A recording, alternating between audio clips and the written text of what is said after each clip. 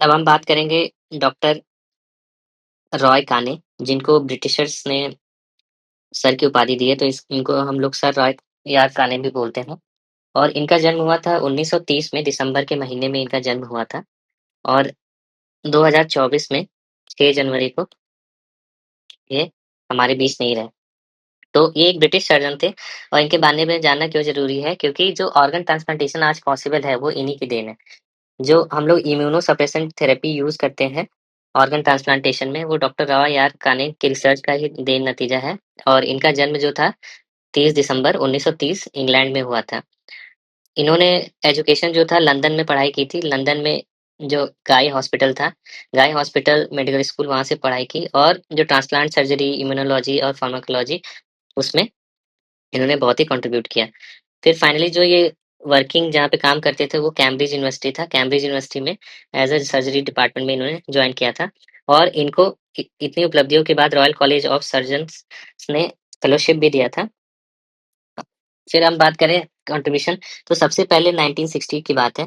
1960 में जब सारे ऑर्गन रिजेक्ट हो रहे थे, तो सबसे पहले डॉक्टर रॉय ने क्या किया कि जो एज़ाथियोप्रिन है, एज़ाथियोप्रिन इन्होंने प्रूव किया, जो एज़ाथियोप्रिन है, वो ज़्यादा अच्छा इम्यूनोसप्रेसेंट है as compare to 6 mercaptopurine, more effective है। और ये डॉक्टर एक जोसेफ मोरे थे, जोसेफ मोरे के साथ मिलके इन्होंने ये प्रूव किया कि it is a better drug. और इसके बाद से किडनी ट्रांसप्लांटेशन जो था, वो काफ़ी आसान हो गया और बहुत सारे जो ऑर्गन रिजेक्ट, ग्राफ्ट रिजेक्ट हो जाते थे, वो कम हो गए। तो इन्होंने फिर अज़ाथियोप्रिन को, जो कॉर्टिकोस्टेरॉइड के साथ हम लोग यूज़ करते हैं, वो जो रेज़ीम है, उसका स्टैंडर्ड जो बनाया था, स्टैंडर्ड ऑफ ट्रीटमेंट, वो डॉक्टर रॉय ने ही बनाया था। फिर इन्होंने काम करते रहे और फिर 10 साल बाद इन्होंने 1970s में प्रूव किया कि जो हम लोग साइक्लोस्पोरिन यूज़ करते हैं आज, वो 1970 में इन्होंने ही प्रूव किया। और एक कंपनी थी सैंडोज़, उसको मनाया कि आप ये ड्रग का मैन्युफैक्चर करिए, क्योंकि ये जो ड्रग है, ये इम्यूनोसप्रेसेंट में बहुत ही ज़्यादा इम्पोर्टेंट है। इसलिए साइक्लोस्पोरिन को बोलते हैं पेनिसिलिन ऑफ इम्यूनो सप्रेशन। तो पेनिसिलिन ऑफ इम्यूनो सप्रेशन इन्हीं की देन है। इसके बाद से जो सैंडोज़ कंपनी थी, इस ड्रग का मैन्युफैक्चर करने लगी। और जो साइक्लोस्पोरिन हम यूज़ करते हैं, वो इन्हीं की देन है। तो अब इन्होंने पूरी एक अपनी टीम बना ली। टीम बना ली और टीम बना के इन्होंने बहुत सारे ट्रांसप्लांट किए। यूरोप में सबसे पहले 1968 में इन्होंने लिवर ट्रांसप्लांट किया, जो फर्स्ट सक्सेसफुल लिवर ट्रांसप्लांट था। फिर फाइनली जो जीनो ट्रांसप्लांटेशन था, उस उन इनमें काफ़ी दिलचस्पी थी इन्होंने, इसके लिए काफ़ी देश-विदेश कई जगह घूमे। और फाइनली 1995 में इन्होंने बोला कि जो जीनो ट्रांसप्लांटेशन है, वो हमारे चारों तरफ ही है, बट उसमें भी बहुत समय लगेगा।